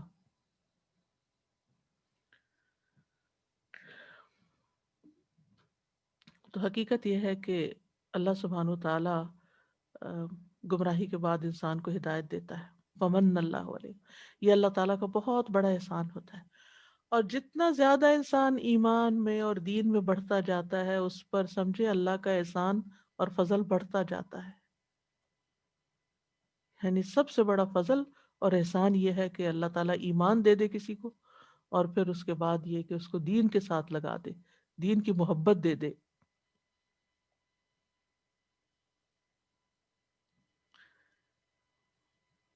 مقداد کہتے ہیں وہ بدر کی لڑائی میں نبی صلی اللہ علیہ وسلم کے ساتھ شریک تھے. انہوں نے پوچھا اللہ کے رسول، اگر جنگ کے دوران میری کسی کافر سے مٹ بھیڑ ہو جائے اور ہم ایک دوسرے کو قتل کرنے کی کوششیں کرنے لگیں، پھر وہ میرے ہاتھ پر اپنی تلوار مار کر اسے کاٹ دے، اس کے بعد کسی درخت کی آڑ لے کر کہے میں اللہ پر ایمان لایا، تو کیا اس کے اس اقرار کے بعد میں اسے قتل کر سکتا ہوں؟ آپ نے فرمایا اسے قتل نہ کرنا، چاہے وہ تمہارا ہاتھ کاٹ چکا ہے اور وہ نان مسلم تھا لیکن اب وہ مسلمان ہو گیا، وہ اظہار کر رہا ہے، تو اب نہیں. وہ کہتے ہیں انہوں نے عرض کیا یا رسول اللہ اس نے تو میرا ہاتھ بھی کاٹ ڈالا، اور یہ اقرار اس وقت کیا کہ جب اسے یقین ہو گیا کہ میں اسے لازمی قتل کر دوں گا. فرمایا اسے قتل نہ کرنا. اور فرمایا اگر کوئی مسلمان کافروں کے ساتھ رہتا ہو، وہ ڈر کے مارے اپنا ایمان چھپاتا ہو، اگر وہ اپنا ایمان ظاہر کر دے اور تم اس کو مار ڈالو تو یہ کیسے درست ہوگا؟ تم خود بھی تو مکہ میں پہلے اپنا ایمان چھپاتے تھے. اور یہ حقیقت ہے کہ انسان جب کسی بھی انسان کے ساتھ معاملہ کرنے لگے تو اپنا پاسٹ یاد کر لے، اپنے آپ کو وہاں رکھ لے کہ اگر میں یہاں ہوں تو میں اپنے لیے کیا چاہوں کہ میرے ساتھ کوئی کیا کرے. آپ یقین کریں سب سے ہی معاملے ٹھیک ہو جائیں گے. کسی کے ساتھ بھی مشکل ہونا تو اسی اصول کو رکھے، اپنے آپ کو اس کی جگہ پہ رکھ لے، پھر آپ کو انڈرسٹینڈنگ بھی ہوگی کہ یہ کیا کہنا چاہ رہا ہے. کیونکہ ہمیں بعض اوقات سمجھ نہیں آتی نا لوگوں کی، تو پھر ہم ان کے ساتھ الٹا جواب دیتے ہیں، وہ کچھ کہتے ہیں ہم کچھ کہتے ہیں، تو الجھاؤ ہو جاتا ہے.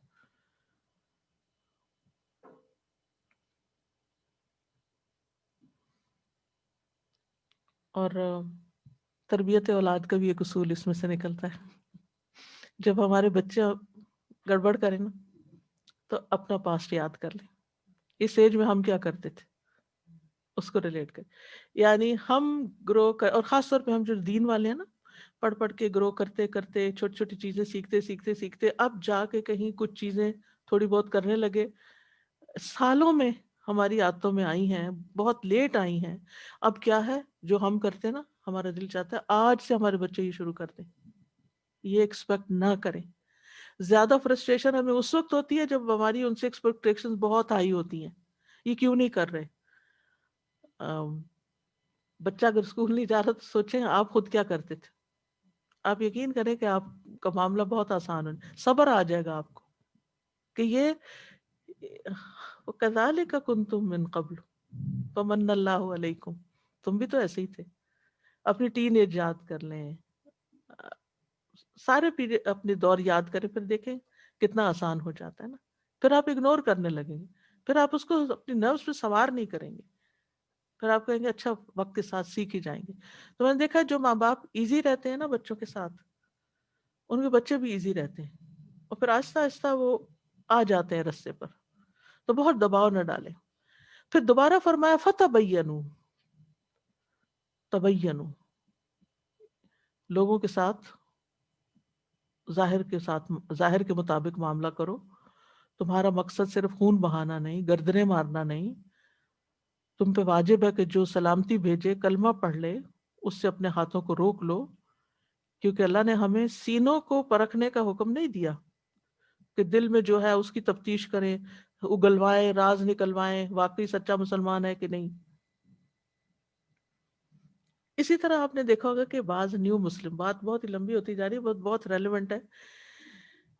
بعض لوگ مسلمان ہو جاتے ہیں نا، نیو مسلم ریورٹس جو ہوتے ہیں، تو کچھ مسلمانوں کا رویہ ان کے ساتھ ٹھیک نہیں ہوتا. وہ ان کے خلاف بدگمانی کرتے رہتے ہیں. یہ تو بس صرف فائدوں کے لیے مسلمان ہوئے ہیں، ان تو بس امداد لینے کے لیے، اور یہ تو شادی کرنے کے لیے، اور یہ تو فلاں مقصد کے لیے فلاں. یہ ساری باتیں چھوڑ دیں. ہمیں نہیں پتا کہ کون کس وجہ سے. اگر وہ واقعی کسی دنیاوی فائدے کے لیے مسلمان ہوئے تو ان کا معاملہ ان کے رب کے ساتھ.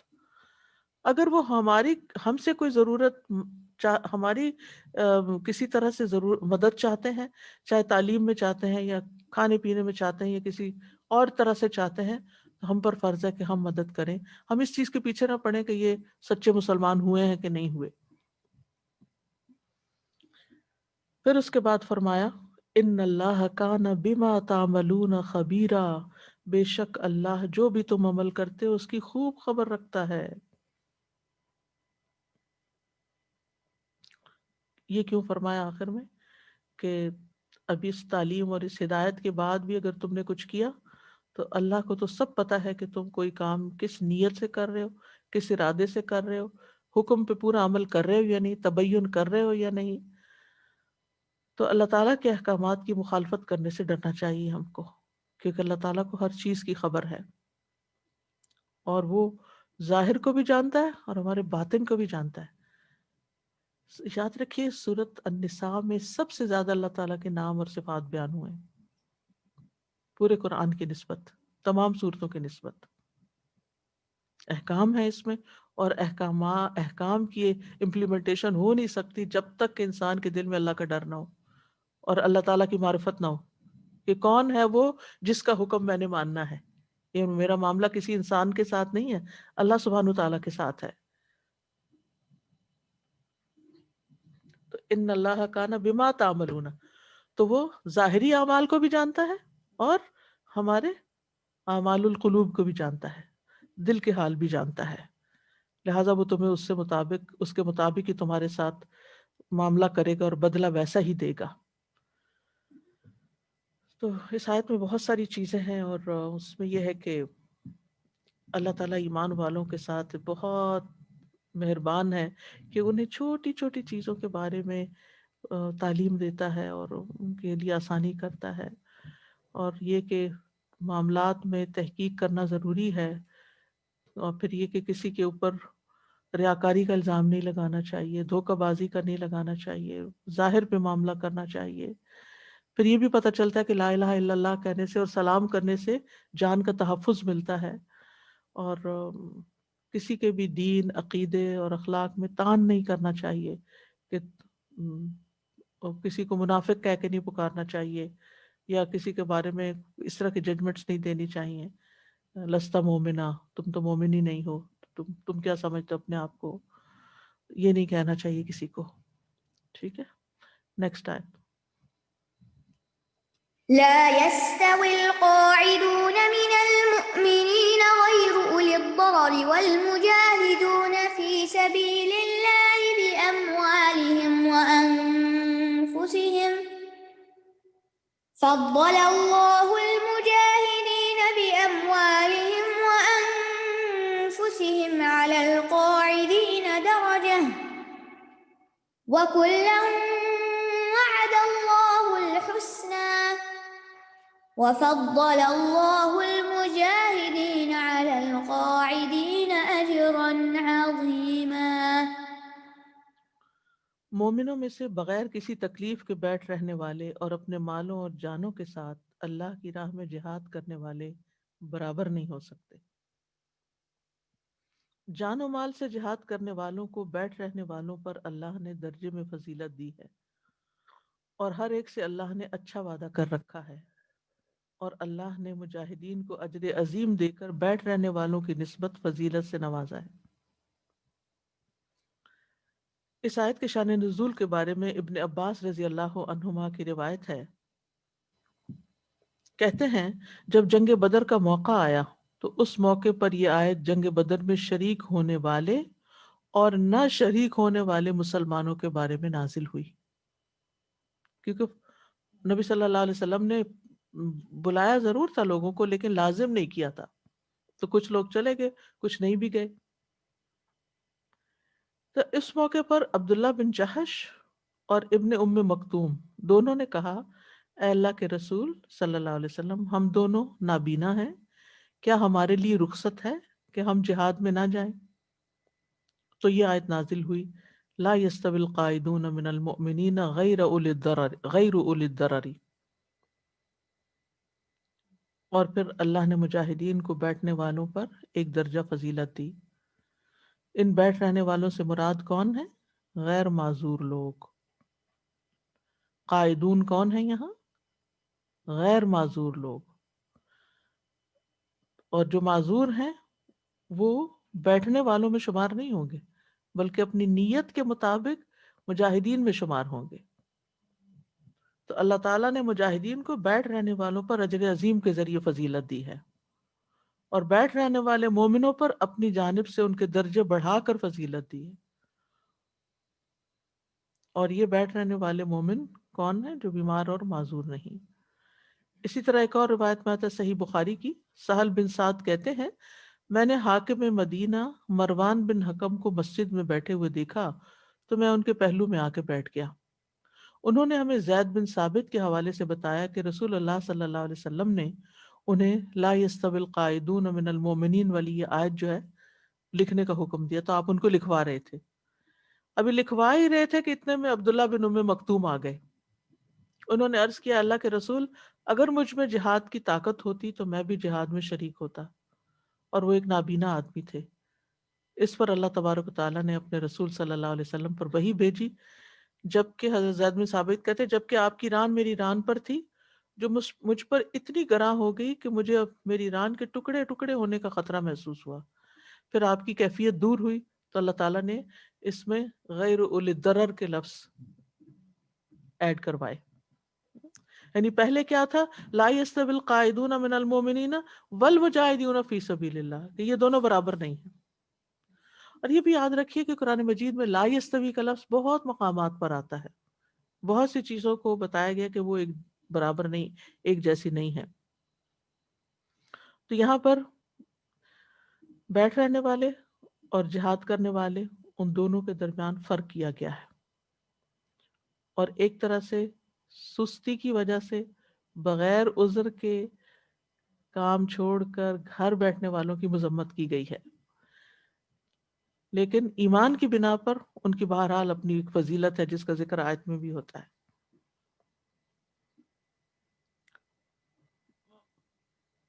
اور جو عذر والے ہیں وہ بھی عذر کی وجہ سے خوش نہ ہو، اچھا شکر ہے ہم تو معذور ہیں، ہم سے تو یعنی ہمیں چھٹی مل گئی. یعنی اس پر انسان کے اندر ایک تڑپ ہونی چاہیے، ایک افسوس ہونا چاہیے. یعنی وہ شخص جو کسی بھی طرح ڈسیبل ہے، چاہے آنکھوں کی تکلیف ہے، چاہے چل نہیں سکتا، یا مریض ہے، یا بڑھاپا ہے، یا یہ کہ سامان ہی نہیں ہے، کیونکہ اس زمانے میں تو اپنا گھوڑا اپنے تلوار ہونی چاہیے تھی، وہ نہیں ہے. لیکن یہ ہے کہ اس کی نیت ہے کہ اگر میرے پاس یہ ہوتا تو میں ضرور جاتا. لیکن جو شخص تکلیف میں مبتلا ہے اور پھر وہ پیچھے رہنے کے اوپر خوش اور راضی ہے، تو اس کی نیت ہی نہیں، اس کی خواہش ہی نہیں، تو پھر یہ بیٹھ رہنے والوں کے بے شمار ہوگا. تو اس سے یہ بھی پتہ چلتا ہے کہ نیت سے کتنا بڑا فرق پڑ جاتا ہے. صحیح بخاری میں آتا ہے غزوہ تبوک کے بارے میں کہ جب نبی صلی اللہ علیہ وسلم وہاں سے واپس تشریف لائے اور آپ مدینہ کے قریب پہنچے تو آپ نے ایک بات فرمائی کہ مدینہ میں کچھ لوگ ایسے ہیں کہ تم جس راستے پر چلے اور جس وادی کو تم نے عبور کیا وہ تمہارے ساتھ ہی تھے. صحابہ نے عرض کیا اللہ کے رسول صلی اللہ علیہ وسلم وہ تو مدینہ میں تھے. آپ نے فرمایا ہاں وہ مدینہ میں تھے، لیکن عذر نے ان کو روک رکھا تھا. مگر ان کی بھی تمنا، تڑپ اور خواہش کیا تھی کہ وہ بھی ساتھ ہوتے. تو اگر ایک شخص کی تڑپ یہ ہو کہ میں یہ بھی نیکی کا کام کر لوں، وہ بھی کر لوں، لیکن مجبوری ہے، بیماری ہے، کوئی عذر ہے، نہیں کر سکتا، گھر بیٹھے اس کو اجر مل جائے گا. اور کتنا ملے گا؟ کیونکہ مجاہدین کے درجات ہیں، 100 درجے، حدیث میں بھی آگے آئے گی حدیث، 100 درجے ہیں. تو کسی کو 50 تک، کسی کو 80 تک، کسی کو پورے 100 کے 100، ان کے اخلاص کے مطابق، ان کی ایفرٹ کے مطابق. تو جو گھر بیٹھنے والے ہیں ان کو پیچھے رہ کے کس درجے کا، کس ڈگری کا افسوس ہوتا ہے، اس کے مطابق پھر ان کے بھی درجات ہیں. تو اگر پینڈیمک کی وجہ سے ہمیں گھر بیٹھنے کا موقع مل رہا ہے تو اس کو انجوائے، ٹھیک ہے انجوائے کریں، لیکن یہ سوچ کے نہیں کہ چل شکر ہے چھٹیاں ہو گئی، ٹریفک سے بچ گئے، یہ ہو گیا وہ ہو گیا. اگر دل میں ضرور رہنا چاہیے کہ کاش ہم اس سے بہتر طور پہ کام کر سکتے اور اللہ کی خاطر لوگوں سے ملتے اور یہ بھی کام کرتے اور یہ بھی ہم اس سے زیادہ کر سکتے تھے. یعنی ہوتا نا کہ اس سے زیادہ کر سکتے تھے. اور یہ بھی دعا کرنی چاہیے کہ اللہ تعالیٰ اس مصیبت کو دور کرے تاکہ ہم زیادہ سے زیادہ اچھے کام کر سکیں. اسی طرح ایک انسان اگر بیمار ہو جاتا ہے اور اس سے کچھ کام چھوٹ جاتے ہیں تو اس وجہ سے بھی انسان کو اجر ملتا رہتا ہے، جسمانی تکلیف کی وجہ سے یا سفر پر ہوتا ہے. حدیث میں آتا ہے لوگوں میں سے جس آدمی کو بھی جسمانی طور پر کوئی تکلیف پہنچتی ہے تو اللہ عز و جل اس کے محافظ فرشتوں کو، یہ جو کرامن کاتبین ہیں، ان کو حکم دیتے ہیں کہ میرا بندہ خیر کے جتنے بھی کام کرتا تھا وہ دن رات لکھتے رہو، ہر روز لکھتے رہو، تا وقت کہ وہ میری حفاظت میں رہے، یعنی جب تک بیمار ہے. اور اس کے بعد اگر وہ چلا جاتا ہے دنیا سے تو خیر کے ساتھ ہی خاتمہ ہوگا. فضل اللہ المجاہدین باموالہم وانفسہم علی القاعدین درجہ. اللہ سبحانہ تعالیٰ نے مجاہدوں کو جو اپنے مالوں اور جانوں سے جہاد کرتے ہیں بیٹھ رہنے والوں پر درجے میں فضیلت دی ہے. اللہ تعالیٰ نے یہاں درجے کو واضح نہیں کیا، لیکن دوسری جگہ پر آتا وَلِكُلٍّ دَرَجَاتٌ مِّمَّا عَمِلُوا، ہر ایک کے لیے مختلف درجے ہیں ان اعمال کی وجہ سے جو انہوں نے کیے. تو اس سے یہ فائدہ ہوتا ہے کہ درجہ کا جو لفظ آیا ہے یعنی کہ بہت بڑا درجہ ہے. یہاں پہلے مال کا ذکر آیا ہے اور پھر جان کا ذکر آیا ہے. تو جہاد دونوں سے ہوتا ہے، اس سے یہ بات پتہ چلتی، مال سے بھی ہوتا ہے اور جان سے بھی ہوتا ہے.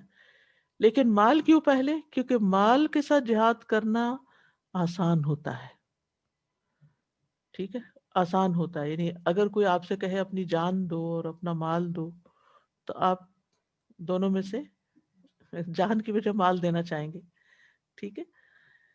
اسی طرح اگر کوئی آپ سے آپ کا ٹائم مانگتا ہے اور مال مانگتا ہے تو آپ کہیں گے یہ مال لے لو، میں اپنا ٹائم جو ہے نا وہ کسی اور مال کمانے میں لگا دیتا ہوں، میں جاب کرتا ہوں، میں کچھ پیسے تمہیں بھی دے دیتا ہوں لیکن مجھ سے ٹائم نہیں مانگو. تو جان لگانا، وقت لگانا، اپنی صلاحیتیں لگانا، یہ ذرا مشکل کام ہوتا ہے اور ہر ایک کے بس کی بات نہیں ہوتی. لیکن یہ ہے کہ ایک اور وجہ یہ بھی ہے کہ کبھی مال خرچ کرنے کا فائدہ بھی زیادہ ہوتا ہے. کیونکہ انسان جب جان دیتا ہے تو یہ خود جان دے دیتا ہے، یہ دوسرے کی لے لیتا ہے، لیکن جب مال دیتا ہے تو اس سے بیسیوں کا فائدہ ہو جاتا ہے. یعنی کئی مجاہدین کا خرچ وہ اپنے ذمہ لے سکتا ہے. لیکن افضل وہ ہے جو دونوں چیزیں لگائے. وہ جو ذی الحجہ کی حدیثوں میں آتا ہے نا کہ ان دنوں 10 دنوں میں سب سے بہترین یعنی کہ سارے اعمال بہت اعلیٰ درجے کے، سوائے اس کے کہ کوئی شخص اللہ کے راستے میں جان اور مال لے کے نکلا پھر واپس نہیں لوٹا، کچھ بھی واپس نہیں آیا. تو جان اور مال سے اللہ کے راستے میں جو نکلتے ہیں ان کے لیے اللہ تعالیٰ فرماتے ہیں وَأُولَئِكَ لَهُمُ الْخَيْرَاتُ وَأُولَئِكَ هُمُ الْمُفْلِحُونَ أَعَدَّ اللَّهُ لَهُمْ جَنَّاتٍ تَجْرِي مِن تَحْتِهَا الْأَنْهَارُ خَالِدِينَ فِيهَا ذَلِكَ الْفَوْزُ الْعَظِيمُ. اور پھر ان اللہ اشترى من المؤمنین انفسهم واموالهم، وہاں انفس پہلے اور اموال بعد میں.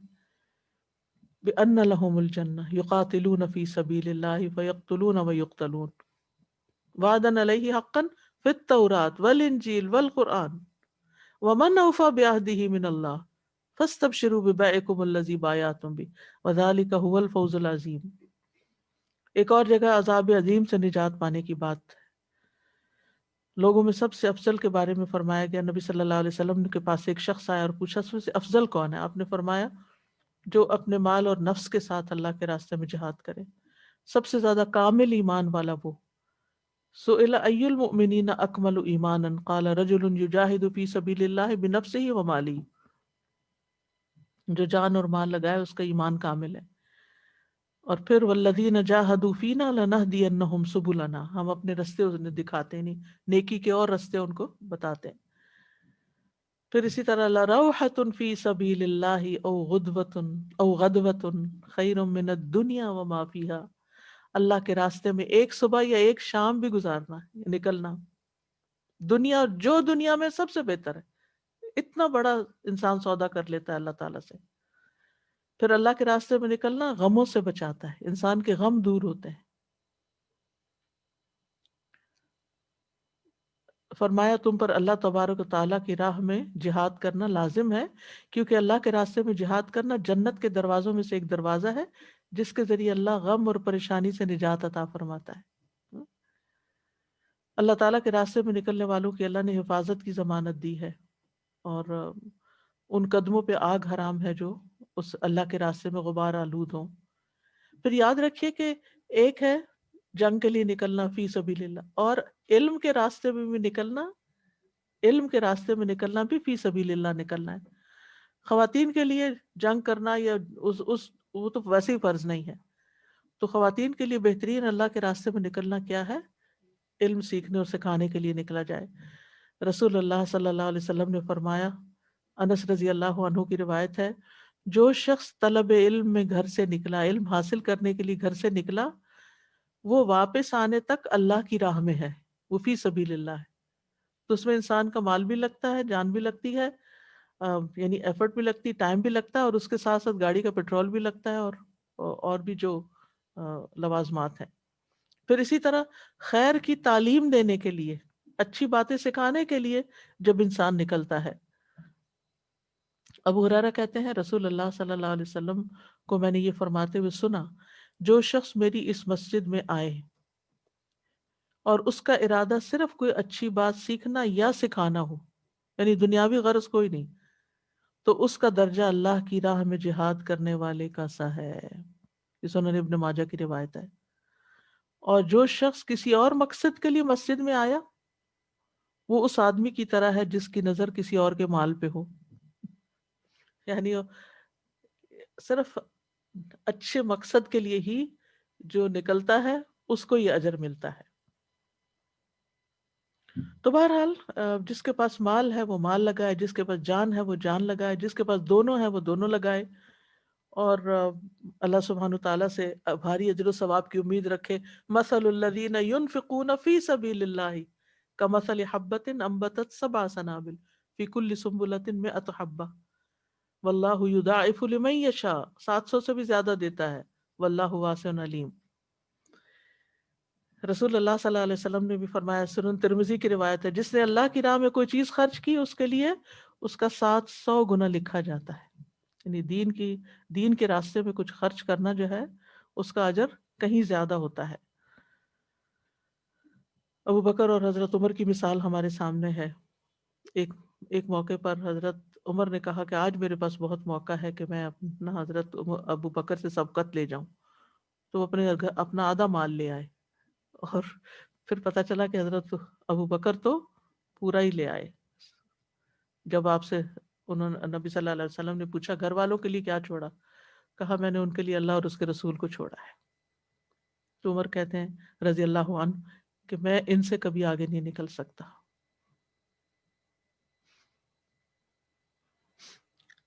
اسی طرح حضرت عمر رضی اللہ عنہ نے اپنی زمین وقف کی تھی، خیبر کا حصہ۔ پھر اسی طرح حضرت عثمان رضی اللہ عنہ نے بیر روما جو مسافروں کے لیے اور فی سبیل اللہ وقف کیا تھا۔ جیش اسرا میں، جنگ تبوک میں انہوں نے یعنی 10,000 شاید 10,000 دینار تھے یا اشرفیاں تھیں، مجھے یاد نہیں۔ پھر اسی طرح یہ ہے کہ مسجد نبی کو وسیع کرنے کے لیے انہوں نے اپنے مال سے زمین خریدی تھی اور اس کو بڑھایا تھا۔ پھر ابو طلحہ کی مثال آپ کے سامنے ہے، اس طرح انہوں نے 700 کھجوروں کا جو لینڈ تھی، باغ تھا، وہ اللہ بیروہا جو تھا، جو انہیں بہت ہی پیارا تھا، وہ اللہ کے راستے میں دے دیا۔ جن صحابہ کے پاس زیادہ بڑی بڑی چیزیں نہیں تھیں، وہ خاص طور پر صدقہ کرنے کے لیے محنت کرتے، کام کرتے، اور پیسے کما کے پھر اس کے بعد فی سبیل اللہ دیتے۔ تو یہ جذبہ اور شوق ہے، یقین کی بات ہے نا۔ پھر آگے فرمایا وَكُلًّا وَعَدَ اللَّهُ الْحُسْنَى، ہر ایک سے اللہ نے اچھا ہی وعدہ کیا ہے، مجاہدین سے بھی اور مومنین سے بھی۔ یعنی جو شخص نہیں نکل سکتا کسی وجہ سے، تو ایسا نہیں کہ وہ اس کے لیے نعوذ باللہ جہنم ہے، نہیں، اس کے لیے بھی جنت ہے انشاءاللہ، کیونکہ ہر مومن میں خیر ہے، ایمان خیر لاتا ہے۔ رسول اللہ صلی اللہ علیہ وسلم نے فرمایا طاقتور مومن اللہ کے نزدیک کمزور مومن کی نسبت بہتر اور محبوب ہے، زیادہ محبوب ہے، جبکہ دونوں میں خیر ہے۔ اچھا یہ بات بھی یاد رکھیے کہ عام حالات میں جہاد جو ہے یہ فرض کفایہ ہوتا ہے، کچھ لوگ اگر کرے تو کافی ہو جاتا ہے، لیکن اگر امام وقت سب کو کال کرے تو پھر وہ فرض ہوتا ہے، پھر اور بات ہوتی ہے، پھر پیچھے رہنے والوں کا معاملہ اور ہے۔ وَفَضَّلَ اللَّهُ الْمُجَاهِدِينَ عَلَى الْقَاعِدِينَ أَجْرًا عَظِيمًا، اللہ نے مجاہدین کو قائدین پر اجر عظیم کے ساتھ فضیلت دی ہے۔ یعنی یہ فضیلت جنت کے بلند و بالا اور اونچے درجات کی ہے۔ اور پھر اگلی آیت میں اس کی مزید وضاحت ہوتی ہے۔ درجات منه ومغفرة ورحمة وكان الله غفورا رحيما، بڑے درجات ہیں اس کی طرف سے اور بخشش اور رحمت، اور اللہ بہت بخشنے والا، نہایت رحم کرنے والا ہے۔ پچھلی آیت پہ اجرن عظیمہ کی بات ہوئی اور یہاں درجات کی بات ہوئی۔ حدیث میں آتا ہے صحیح بخاری میں، بلا شبہ جنت میں 100 درجے ہیں جو اللہ نے فی سبیل اللہ جہاد کرنے والوں کے لیے تیار کیے ہیں۔ دوسری چیز ومغفرہ، گناہوں کی بخشش، ورحمہ، اور رحمت۔ تو بخشش اور رحمت ایک ساتھ جمع کر دی اللہ تعالیٰ نے یہاں۔ تو جب بخشش کی تو جو چیز ہمارے گناہوں کا ہمیں ڈر اور دہشت ہوتی ہے وہ ختم کر دی بخشش کے بعد سے، اور رحمت جس سے اللہ تعالیٰ کی جنت اور اس کی یعنی جو انسان کا مطلوب ہے وہ حاصل ہوتا ہے۔ تو اس میں آپ دیکھیے اجر عظیم، بڑے بڑے درجات، بخشش اور رحمت، اتنا کچھ انعام، اور پھر انسان اللہ کے راستے سے پیچھے رہے، خیر کے کاموں سے پیچھے رہے تو اپنا ہی نقصان ہے۔ اللہ تعالیٰ توفیق دے اس اجر کو، اس نعمت کو سمجھنے کی کہ خیر کے کاموں کا نتیجہ کیا ہوتا ہے۔ چونکہ اب وقت کم ہے تو اس لیے میں اگلی آیت شروع نہیں کرتی، کیونکہ حق ادا نہیں ہوگا، تو انشاءاللہ تعالیٰ کل کر لیں گے اللہ نے چاہا تو۔ اب آپ کچھ کہنا چاہیں تو موسٹ ویلکم.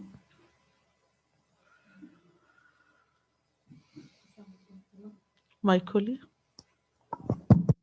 جی السلام علیکم ورحمۃ اللہ وبرکاتہ. استاذہ یہ جو ہے نا کہ آپ نے ابھی نیت کا بتایا کہ دنیا کی چاہت نہیں ہونی چاہیے، اور آپ کو نیت، جب آپ کوئی نیکی کر رہے ہیں تو آپ کی نیت اللہ سبحانہ و تعالیٰ کے لیے ہونی چاہیے. تو تھوڑے دن ہوئے کسی ماں کا فون آیا، وہ بہت روئی اور وہ کہہ رہی تھی کہ میں نے اپنے ہسبینڈ سے کبھی کچھ ایکسپیکٹ نہیں کیا تھا، اس نے مجھے کچھ دیا بھی نہیں، کہ میں ساری زندگی خود ارن کی ہے.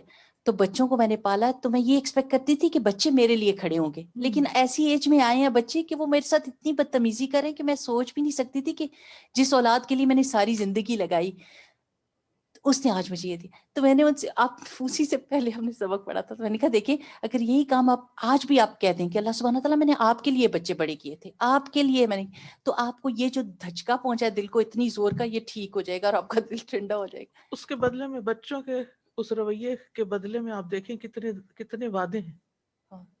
کہ کیا کچھ ملے گا. سبحان اللہ بس اللہ سبحان اللہ.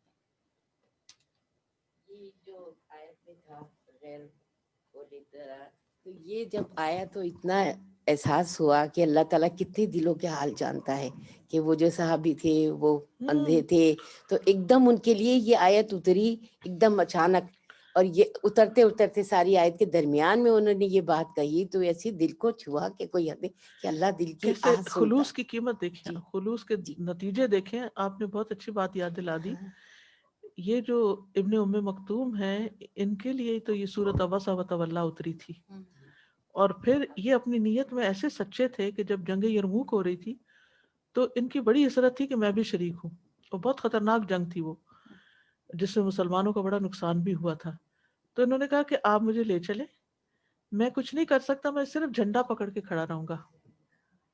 اور لے گئے ان کو، اور وہ جھنڈا پکڑ کے کھڑے تھے اور انہیں شہید کیا گیا، اور انہوں نے شہادت پائی، معذور ہوتے ہوئے بھی شہادت پائی. تو اصل بات یہ کہ اللہ تعالیٰ ہمارے دلوں کو دیکھتا ہے، اندر کیا ہے، ہم چاہتے کیا ہے. ہم صرف اوپر سے لوگوں کو خوش کرنے کے لیے باتیں کر رہے ہیں یا عذر بہانے کر رہے ہیں. اللہ کو تو پتہ ہے نا کہ ہمارے اندر نیت ٹھیک نہیں. استاذہ جیسے نیت خراب ہو تو کوئی نہ کوئی موقع آ جاتا ہے کہ خرابی ظاہر ہو جاتی ہے، اسی طرح نیت ان کی اچھی تھی تو آخر وہ موقع آ گیا. بالکل بالکل صحیح. السلام علیکم استاذہ. ہم سورہ صف ابھی کر رہے تھے TQ 6 میں، تو میں یہ سوچ رہی تھی کہ جیسے اللہ سبحانہ وتعالیٰ آخری آیت میں کہتے ہیں نا کونوا انصار اللہ کما قال الذین قال الحواریون، تو وہ کتنے کم تھے لیکن ان کی نیتیں خالص تھیں، تو اللہ نے کیا ان کا رزلٹ. اور اس پہ جو آپ نے مثالیں دی تھیں اور کراچی کی کچھ رپورٹس تھیں کہ کس طرح لوگ کام کر رہے ہیں، تو میں سوچتی ہوں کہ واقعی نیت بہت اندر ہے، چھپی ہوئی ہے، لیکن اللہ سے چھپی ہوئی نہیں ہے. تو اللہ تعالیٰ موقع دے اور نیت اتنی خالص ہو کہ انسان، اور آپ نے اس میں یہ بھی کہا نا کہیں تو کہ ایٹ لیسٹ ہم لوگ کہ کون انصار اللہ، ہم نیت تو کریں نا، پھر موقع اور توفیق اس کے حساب سے آئے گی انشاءاللہ. گزارا. In these verses, I was contrasting between when Allah promises darajat, maghfirah, rahmah, all of these things. But if you go back to ayah 94, it says that تَبْتَغُونَ عَرَضَ الْحَيَاةِ الدُّنْيَا, like the contrast between the two. It's so clear. تَبْتَغُونَ عَرَضَ الْحَيَاةِ الدُّنْيا, but Allah is promising darajat. وہ Like کہاں think, اور وہ کہاں. yes, yeah, between the two. Don't go for the lower. Like, بالکل. جی سمی. سر جی آپ نے شروع میں جو پچھلے سبق سے کیا نا کہ لوگ جو ابورٹ کر دیتے ہیں اور اس کا کیا فدیہ اور کیا اس کی سزا ہے، تو میں سوچ رہی تھی وہ جو شخص جنہوں نے نبی صلی اللہ علیہ وسلم سے پوچھا کہ میں نے زمانہ جاہلیت میں اپنی 8 بیٹیوں کو زندہ دفن کیا، تو آپ صلی اللہ علیہ وسلم نے ان کو بھی اس کا کفارہ ادا کرنے کے لیے کہا، جبکہ وہ تو کہتے ہیں نا کہ مسلمان ہونے کے بعد سارے گناہ معاف ہو جاتے ہیں پچھلے جو زمانے جاہلیت ہے، لیکن یہ کیسا گناہ؟ بھول چوک، علماء کہتے ہیں کہ بھول چوک جیسے حدیث میں بھی آتا ہے نا کہ معاف ہے سوائے اس کے، قتل میں بھول چوک بھی معاف نہیں، لیکن وہ تو اس انہوں کا نے کہا نا کفارہ کہ دینا ہوگا. انہوں نے تو یہ کہا نا کہ زمانہ جاہلیت میں نے قتل کیے تھے، یس، تو پھر بھی ان کو پھر بھی کفارہ کہا، دینے کے لیے. کیونکہ وہ ایک جو گلٹ ہوتی ہے نا اندر، وہ بندے کو کھا جاتی ہے، تو جب کفارہ دیتا ہے نا تو وہ انسان کے حق میں بہتر ہوتا ہے. پھر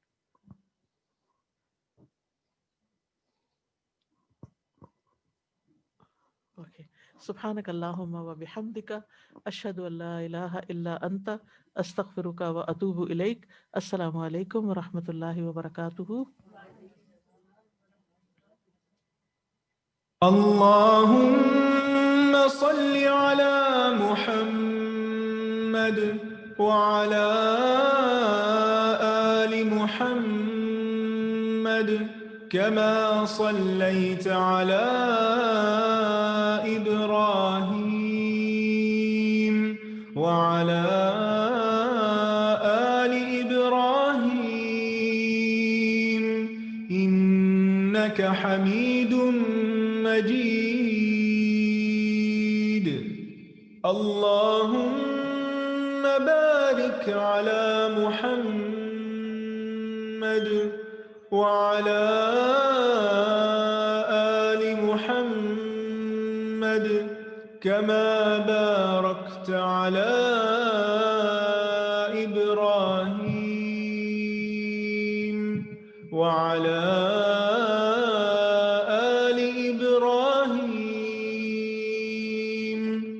إنك حميد مجيد.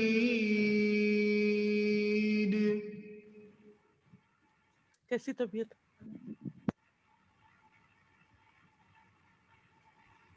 اعوذ باللہ من الشیطان الرجیم. بسم اللہ الرحمن الرحیم. السلام علیکم ورحمۃ اللہ وبرکاتہ. الحمدللہ آج although ہم نے 3 آیتیں کی ہیں صرف، لیکن ہم دیکھتے ہیں کہ اس میں ہمارے لیے عمل کی بات کیا ہے. انشاءاللہ دعا کر لیتے ہیں. رب اشرح لی صدری ویسر لی امری واحلل عقدۃ من لسانی یفقہوا قولی. چلے آپ بتائیے مجھے کہ آپ کو موسٹ اسٹرائکنگ چیز کیا فیل ہوئی آج کے لیسن میں. آیا نمبر 94 سے جب ہم نے سٹارٹ کیا تو آپ کو کیا چیز فیل ہوئی کہ یہ جو ہے میں لیک کر رہی ہوں یا مجھے یہاں اس پہ کام کرنا ہے؟ کوئی ایسی بات فیل ہوئی؟ نیت، بالکل. توبہ از ویری امپورٹنٹ. اپنا جو ہے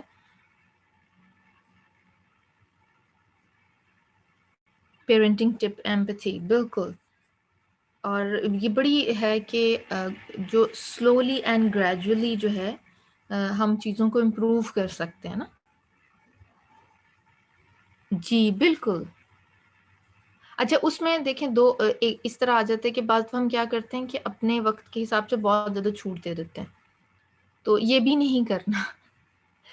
نہ بہت سختی اور نہ بہت چھوٹ، میانہ روی. اور لوگوں کے ظاہر پہ معاملہ کرنا، یہ ایک اتنی اچھی چیز ہے نا.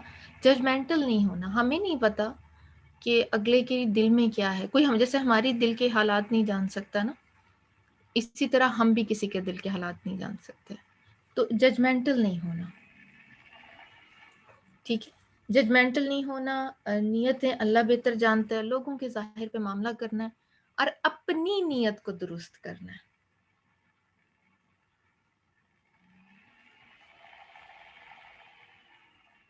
give اجر اکارڈنگلی، بالکل. کیونکہ ہم نے جو کام کرنا ہے، ہو سکتا ہے ہم بہت جوش و خروش سے کوئی کام کر رہے ہوں لیکن دل ہمارا اس کے ساتھ نہ لگ رہا ہو. کسی کو نہیں پتا کہ کس کے دل میں کیا ہے نا. تو ہم نہیں کہہ سکتے. دلوں کے حال اللہ بہتر جانتا ہے. تو اس لیے لوگوں کے ظاہر پہ معاملہ اور اپنے دل کو درست کرنا ہے. صحیح. چلیں ہم یہیں پہ اپنے سیشن کو کنکلیوڈ کرتے ہیں انشاءاللہ. اللہ تعالیٰ کی توفیق سے اللہ کا اذن ہوا تو کل پھر ہم یہاں ملیں گے. جی اپنی نیت کو کوئی بھی کام کرنے لگے نا ہم، ایون آپ دیکھیں ہم گھر والوں کے لیے جب کھانا بنانے لگتے ہیں، بینگ کا مدر ہمیں چیک کرنا چاہیے. کھانا کھلانا جنت میں لے جانے والے کاموں میں سے.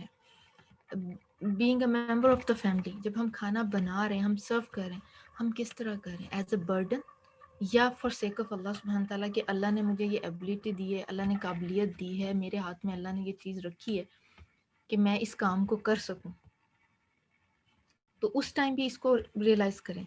یہ چھوٹی چھوٹی پیٹی ایشوز ہوتے ہیں گھروں میں. بچوں کے ساتھ ہم اس وجہ سے بھی کبھی کبھی خفا ہو جاتے ہیں کہ وہ صفائی ستھرائی میں ہماری مدد نہیں کر رہے، یا جب ہم کام کر رہے ہیں تو ہماری ہیلپ نہیں کر رہے.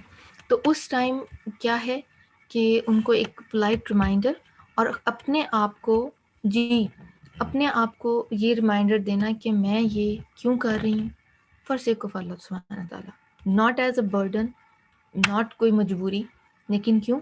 صفائی ہے تو اللہ تعالیٰ کو پسند ہے، میرے ارد گرد کا ماحول صاف ستھرا ہوگا تو میں کنسنٹریشن سے عبادت کر سکوں گی، میرا ماحول صاف ہوگا، میں خود صاف ستھری ہوں گی تو میں اپنی کلاس اچھے طریقے سے لے سکوں گی، رائٹ؟ ایسے ہوتا ہے نا، اگر ہم اپنے کام کرنے کے کام کلاس سے پہلے کر کے بیٹھیں تو پیس آف مائنڈ سے ہم لیکچر سنتے ہیں نا اپنا، پھر ہمارے دماغ اطمینان کی حالت میں ہوتا ہے، خوشی کی حالت میں ہوتا ہے، ہم ہیپیلی ہر چیز لیتے ہیں۔ اگر ہم بہت زیادہ برڈن اپنے اوپر کہ ہم سستی کا شکار ہو کے وہ کام نہیں کیے اور ہم بیٹھ کے ہیں اور پھر آدھا دھیان ہمارا اس طرف ہوتا ہے، آدھا کلاس، پھر کچھ بھی بات سمجھ میں نہیں آتی۔